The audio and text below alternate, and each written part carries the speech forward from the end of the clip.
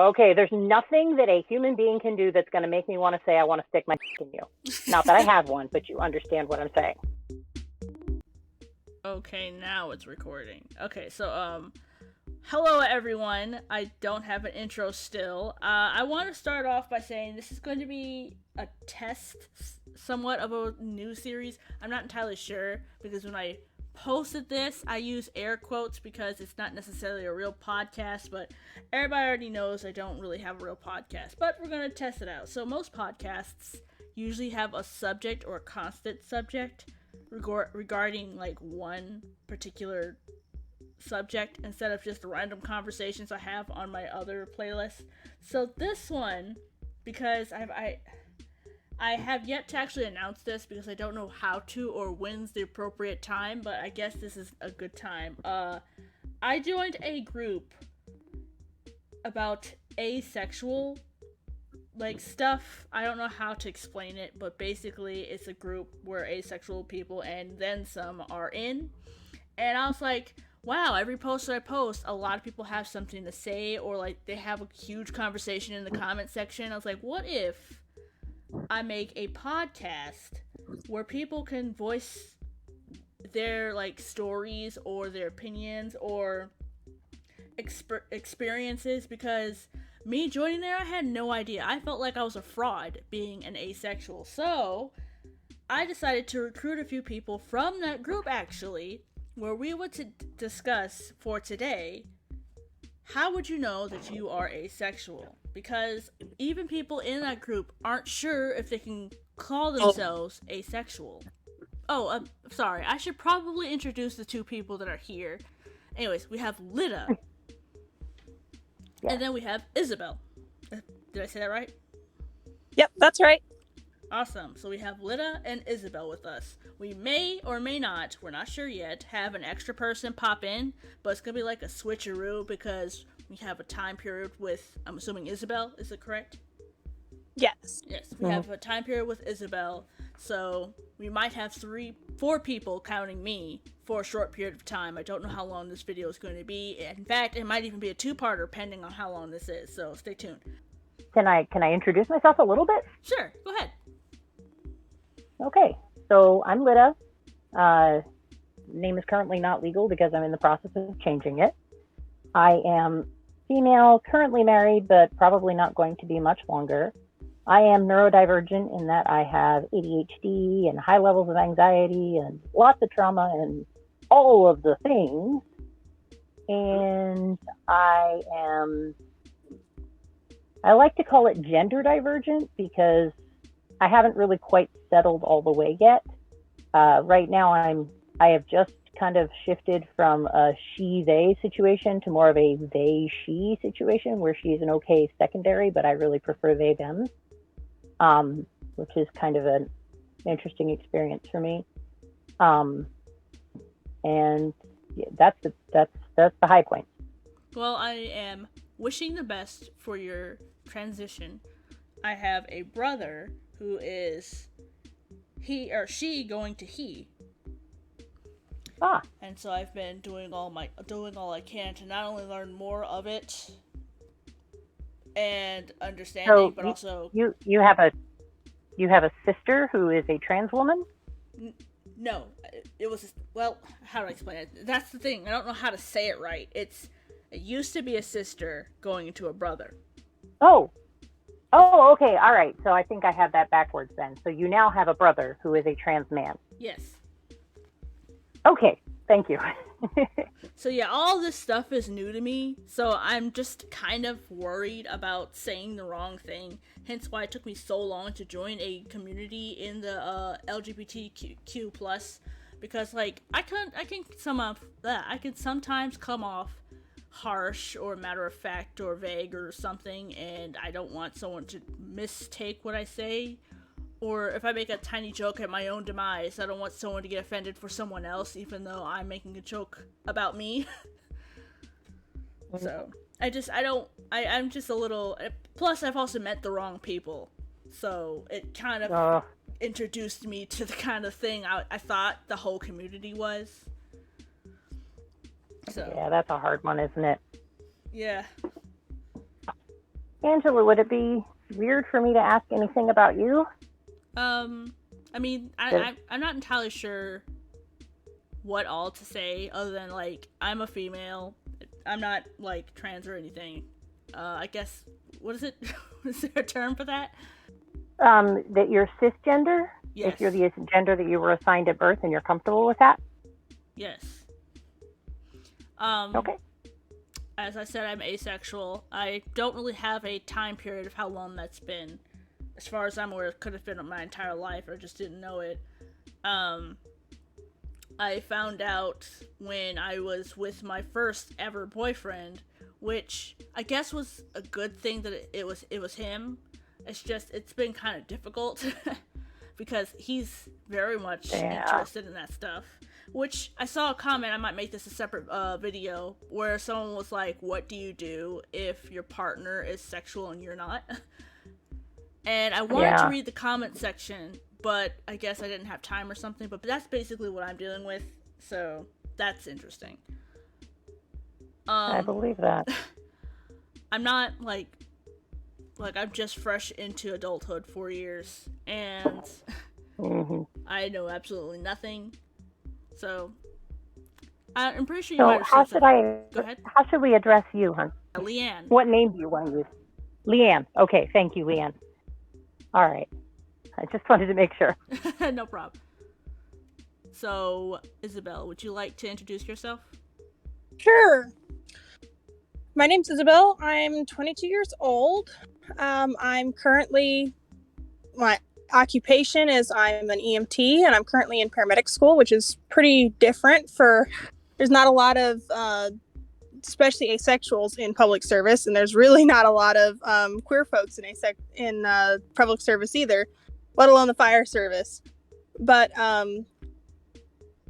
I discovered I was asexual when I was 14 and was reading fan fiction. And funny enough, I was reading about a character that they were like, oh, we don't know if this character was even meant to be sexual. And it's probably not, 'cause it's a kid's show. But in my head canon, this character is demisexual. And I went, what the heck is that? Because this character speaks to me. So I went and found the Kinsey scale, which was referenced in the fan fiction, and I placed completely asexual and got to reading about it and went, this is me.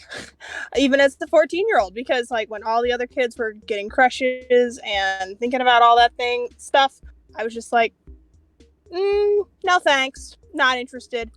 And even to this day, I've had boyfriends, girlfriends, and nothing ever felt right. So I thoroughly identify as asexual, and I currently identify as aromantic. And Sorry, go ahead.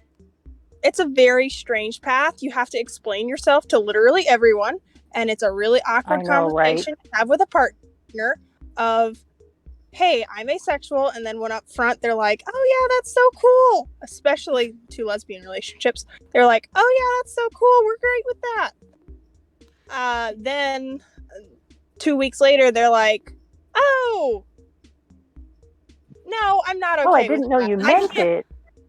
I can't respect that boundary. And then you gotta go, peace out, peeps. Damn. Oh, that's the worst.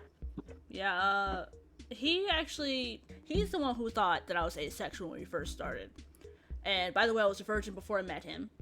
And I was like, asexual? I thought you had to get diagnosed for that. I thought, A, you had to get diagnosed, or B, people who were asexual chose not to. They could and they wanted to, but chose not to.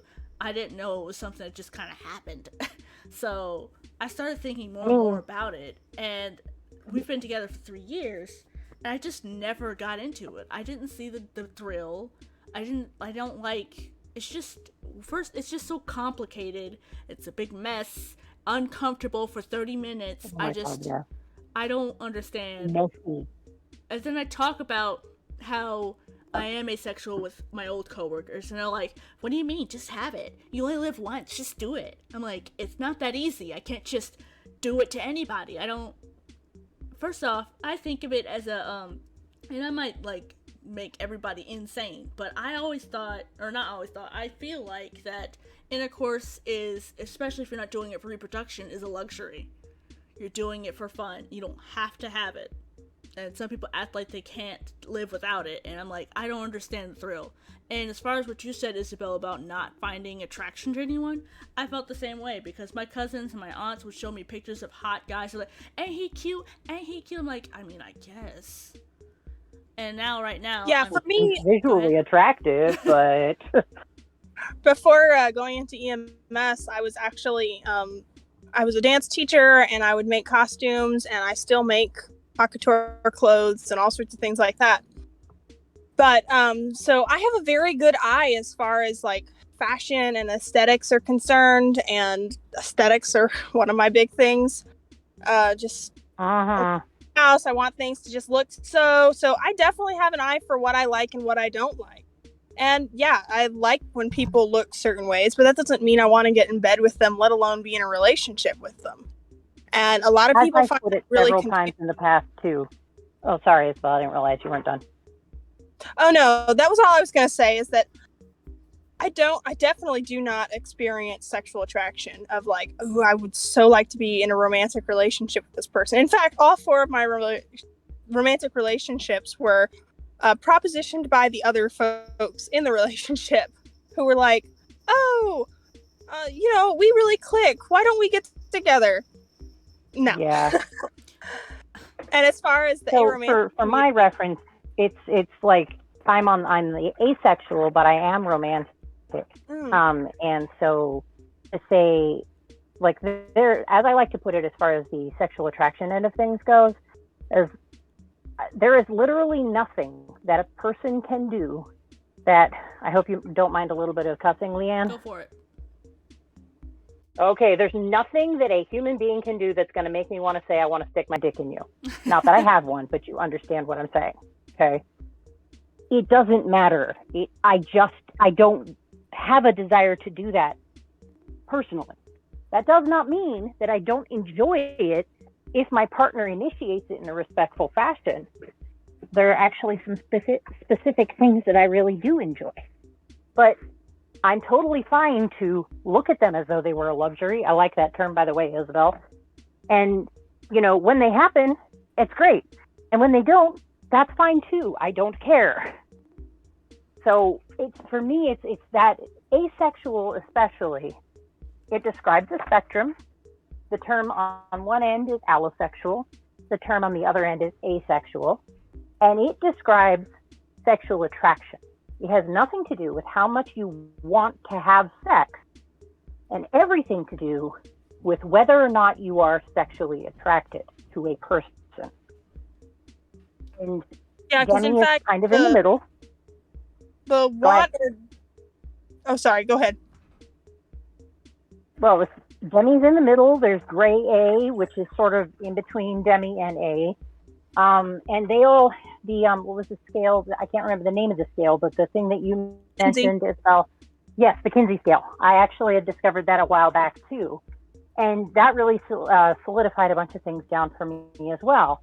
Because what it said to me is, nothing makes me want that person in a way that is other than platonic or romantic. I am happy to have romantic relationships. I am happy to have friend relationships. I like intimate relationships that don't necessarily have to include sex. Like, I think of it like 2 best friends who are roomies and like we're practically like siblings, but we're not actually siblings, and that's fine. It's just there's a difference to it. And then the scale there, the spectrum of sexuality falls the same way with romanticism. You're allo-romantic, you're demi-romantic, and you're aromantic. So when you say you're asexual and an aro, you're actually 2 different identities right there that don't compete. They're completely compatible because they're different things. Yeah, I saw a post and a video just explaining the process of that, and it turns out that they are not one and the same thing. And I wish I saved that diagram because it showed that they can cross paths, and it's just 2 different sliders. So it's literally 2 different ones. And I There's wish. a couple of things I have saved away somewhere I can send to you that you might be able to link for your video. Yeah, I'll do that, please. I wish I had known this earlier in our relationship, because he had asked me if I was sexually attracted to him, and I in right now, no. Well, not right now. The entire time, no. But I felt bad saying no. I didn't say yes, but I also didn't say no either, because I thought they were one and the same, and I didn't want him thinking that he was ugly and not worth my time. But now I'm struggling. But like now I'm struggling with the fact that I don't think I'm really into guys at all. I've seen far more attractive females than men. And it would like be pictures, people walking around in public. I mean, yeah, I've seen some fairly attractive men in the past, but like, But as far as like being romantically, I don't know how to feel about aromantic stuff. This is my very first relationship. So that's kind of why I'm trying to venture out and do other things to see if what I had with my first was or is the same feeling I'll have with everybody else. I don't know, which is, kind of unfortunate, because I don't want to keep leading people on and realizing I can't have the same love they have for me. But, that's just the journey. Well, and that's actually a really interesting dichotomy. I'm going to talk a lot. I will talk a lot just because that's how my brain is wired, and I have ADHD. If you guys want to, if somebody's chiming up, like, tell me to shut up, I will. But I have, that's actually one of the reasons I think I'm probably going to be splitting up with my partner. And by probably, I mean, yes, we're just not sure how soon, because he transitioned or is in the process of transitioning. We were married 12 years ago. We have a son. And in the last 2 years, he came out to me as being trans. And so she is a trans woman. She is fantastic, and I love her dearly. But in the process of talking and working through a lot of things, we came to the understanding, that's the word, that her attraction is almost completely aromantic and hypersexual almost. Because for her, if you're not having sex and you're not enthusiastically desiring sex from your other partner on the regular, then you obviously don't love your partner. And that was a very difficult thing for us to work around. And I mean, I'm not trying to say that's the truth for anybody. I'm saying that's her truth. And so that has caused some problems in our relationship. I'm going to bring in some sociocultural things here. I know I identify as aromantic, asexual. So I've never really experienced romantic, let alone sexual attraction to anyone. And I find that I'm sex repulsed. So count my opinion for what it's worth. But like you said, this is my truth and what I've observed in others. It really seems like the hypersexualization in our culture has a lot to do with toxic masculinity. And I'm seeing a lot of this within the trans community, even, of where beautiful trans men, like just character beautiful wise, and beautiful trans women get into this mindset of, well, in order to be XYZ gender that I identify with, I have to start acting like XYZ. There was this really good documentary done, I believe it was by the BBC, talking about when the decriminalization of being gay and lesbian in Britain actually occurred. And they were interviewing a lot of old blood lesbians who were gold star lesbians from before it was legal. And they were talking about how, for those who might not know, a gold star lesbian is a lesbian who's never been with a man, period. From the get-go, they've always been with women. And one of the ladies they interviewed, she was saying that they had this big thing of having dams and sires. So 2 horse terms that crossed over into the lesbian world in the English context, of where one was what we would call butch and one was what we would call the femme. And those 2 concepts led to the same issues that they were seeing in society, of the patriarchy and just issues with toxic masculinity within the lesbian community. And when the second and third wave feminism really caught hold, there was a big exodus from that. And unfortunately, I'm seeing the same thing within the trans community here today. And it's really something really hard to call out as a community, because there's so much right now stigma against the trans community that any criticism of trans community is immediately, oh, you're anti-trans. No. I'm just trying to bring up the same garbage we've been dealing with of toxic patriarchy for you also gotta since the dawn of human history. Even, and I'm going to link this back to asexuality, even within the asexual community, I've started to see a lot of hate of where people are like, oh, you're not truly asexual if XYZ. You know, you still enjoy sex, you're married, you have a partner. Yeah, if you're not sex repulsed, aromantic, asexual, then you're not valid. And that's not true. And, you know, the whole trans community is all about live your truth and validating other people for what they say. And within the trans community, the same things are going on, where you're not adequately trans if you're not also experiencing desperate levels of dysphoria to the point of you must have surgery in order to correct it. Like, the same things are happening. They call that trans medicalism, I believe, and that is yet another version of hate. This is and that's sorry, go ahead. That's what I'm seeing, is that so LGBT that has for so long been a bastion of love and peace, and I really see it as like the modern rebirth of so much of the hippie movement. It's what came out of it. That you know, we've lost our vision of where we should have been spreading nothing but love and peace.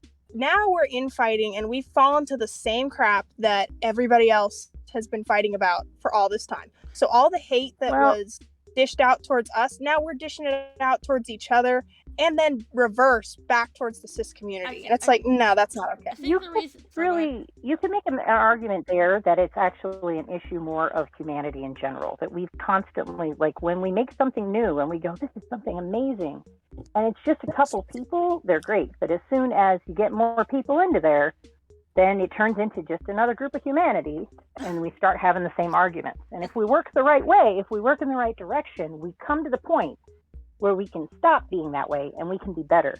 But we have to keep working on it as a group, and that's hard to do when you're so much the minority. I think the issue I agree with that 100%.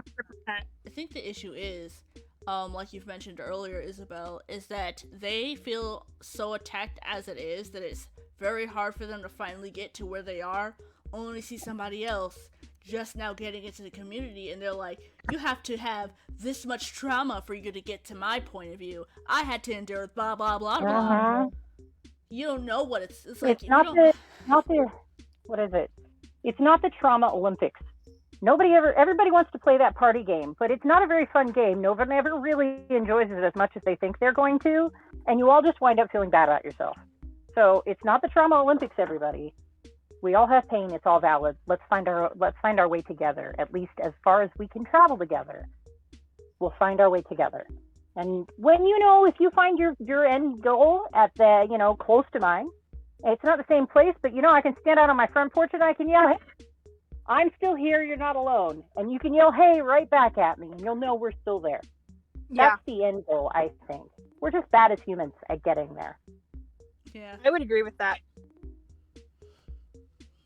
So, sorry. So, did we answer the question as to how do you know you're asexual? I actually answered my part of it. Sorry, what? A lot of preliminary stuff, but I don't know that I answered mine. I had a lot of preliminary stuff, but I didn't actually mention the one thing that made me nutshell it.